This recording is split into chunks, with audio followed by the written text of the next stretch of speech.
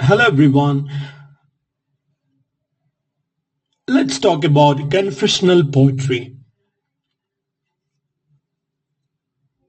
Confessional poetry is a highly personal and introspective style of poetry that explores private emotions, trauma, mental illness, and personal experiences.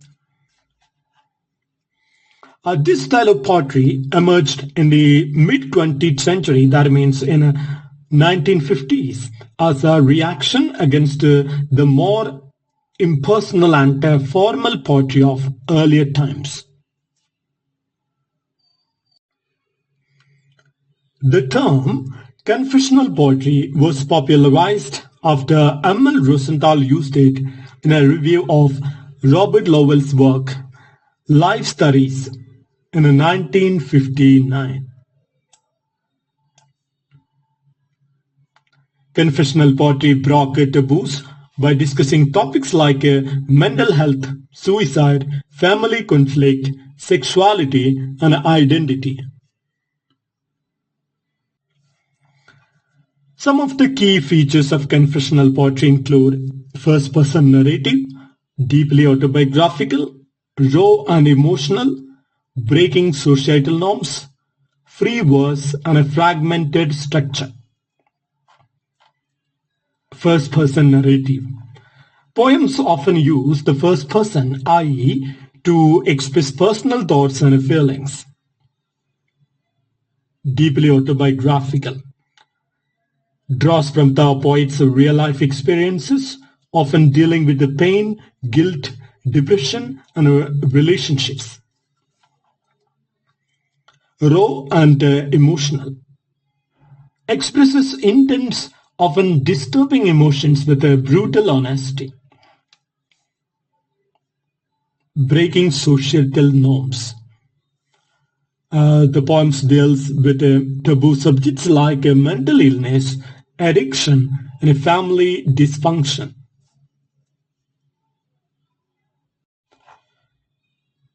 Then a free verse and a fragmented structure. The poems often lacks a strict rhyme or meter, mirroring the fragmented nature of personal trauma. Confessional poetry in America includes.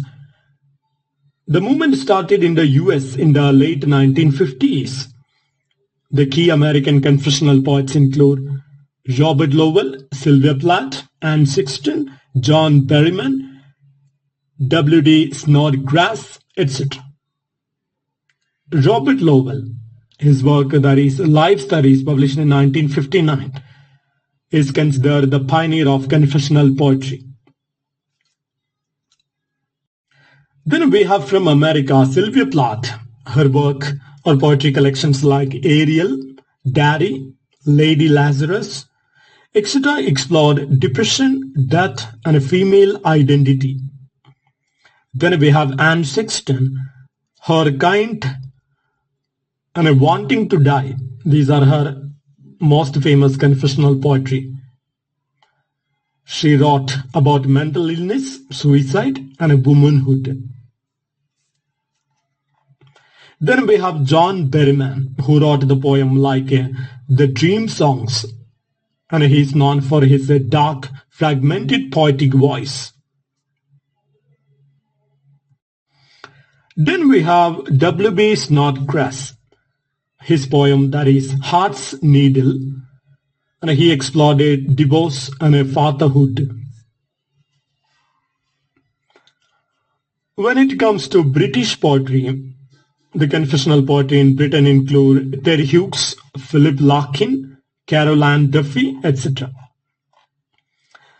A confessional poetry that is originated in America influenced so many British poets, but with a more restrained tone. For example, Ted Hughes, his poems like Crow, Birthday Letters, etc. Though not strictly confessional, his work explored personal loss, especially regarding Sylvia Plath. So he is not so strict strictly confessional like Sylvia Plath, but we can see the traces of a confessional tone in Ted Hughes.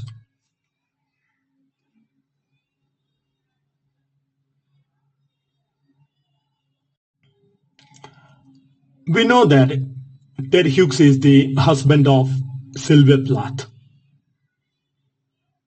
The next poet from Britain who has some tendency towards confessional poetry is Philip Larkin.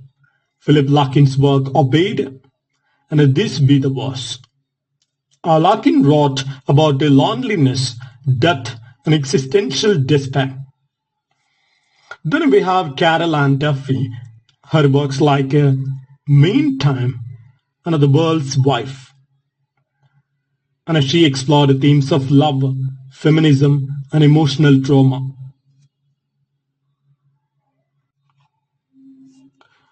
Some of the confessional poetry from India. Indian poets adopted confessional poetry to explore gender issues, cultural identity, and personal struggles. Poets like Kamala Das, Arun Kolatkar, Eunice D'Souza, Nizam Iqbal. Kamala Das, her works like My Story and An Introduction.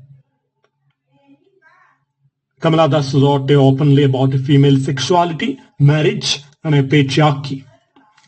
Then we have Arun Kolatkar, his work Jejuri, and he used the confessional elements in exploring faith and self-identity. Then we have Eunice D'Souza, her works like Fiction, and she addresses gender roles, Catholic upbringing, and personal trauma. Then we have Nizam Ezekiel. Nizam Ezekiel's poems like Night of the Scorpion, and it explored personal and societal struggles. So we can just summarize some of the confessional poems like Daddy, Sylvia Plath, Her Kind, and Sexton, The Bell Poem, John Berryman, Skangava by Robert Lowell, An Introduction, Kamala Das, The Applicant by Sylvia Plath.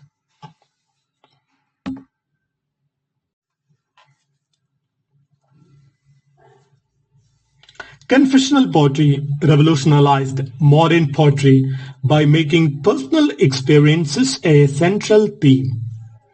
It inspired later generations of poets, including feminist and LGBTQ writers. Confessional poetry continues to influence spoken word poetry and autobiographical writing today. Poets often use intense imagery and symbolic references to communicate complex emotional states and experiences.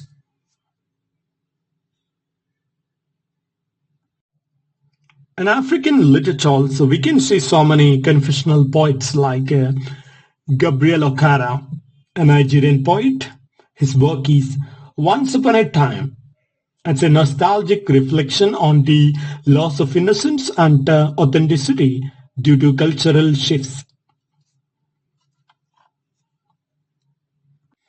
Then we have Oswald Meshali, a South African writer. The work is Nightfall in Soweto. Then we have Chris Abani, a Nigerian writer.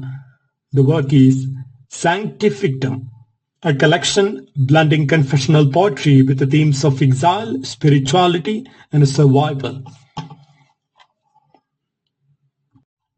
Then we have Jack Mapanch as a Malawi writer.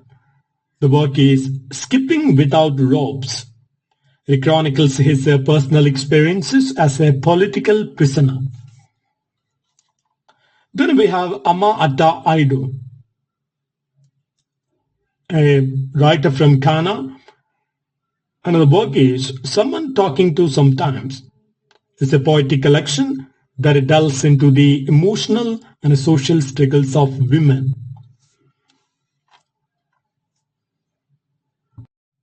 Then we have Guntalin Okara, a Nigerian writer. The work is The Mystic Drum, a poem reflecting on love, passion, and the eventual disillusionment in relationships. Then we have Lebo Magil, a South African writer. The work is In a Ribbon of Rhythm. It's a collection exploring self-identity, love, and the experiences of Black South African women. Then we have Warsan Shire, a Somalian UK writer, and the work is Home.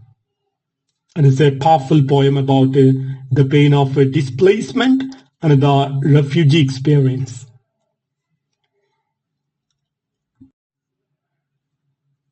And we have also the next writer, Koleka Putuma, a South African writer.